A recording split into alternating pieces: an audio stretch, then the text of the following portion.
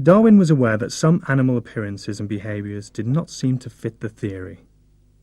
Remember that most behaviours and animal displays must have evolved because they gave the animal a survival advantage. How then do you explain the enormous trains displayed by male peacocks during courtship? Surely predators could see them more easily, and the weight would hamper their escape. And why are there so many brightly coloured male creatures? Surely this makes it easier for predators to see them. Darwin found the answer in sexual selection. This relates to the fact that females in most species choose to mate with the best male specimens. Observational studies have shown that more female peacocks choose to mate with the males with the largest trains, as do the females of many species choose the males with the brightest colours.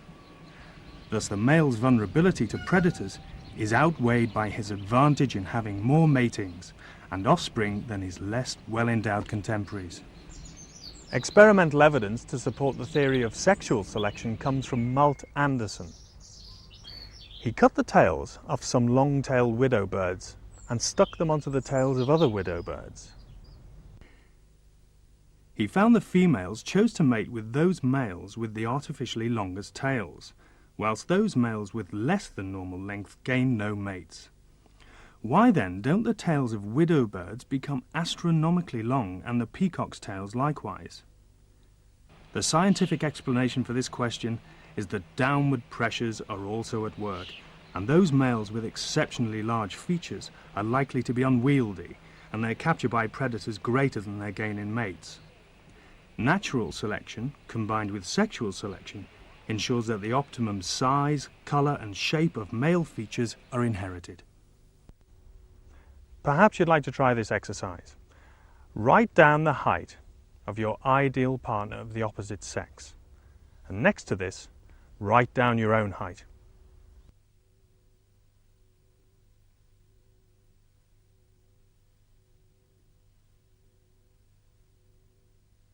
What did you find? Well, research shows that typically a male will choose a female who's approximately 4 inches shorter than he is, and a female will choose someone who's about 6 inches taller than they are. Well, did your results tally?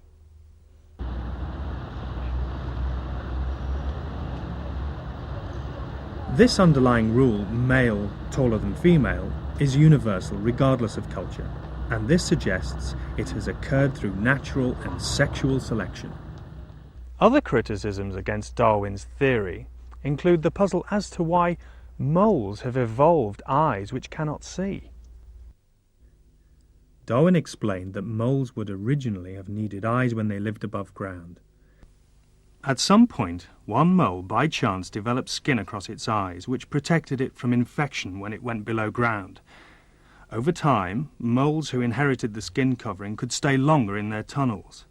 Eventually, through natural selection, all moles evolved completely covered eyes, and they now live almost entirely below ground and are very difficult to catch on film.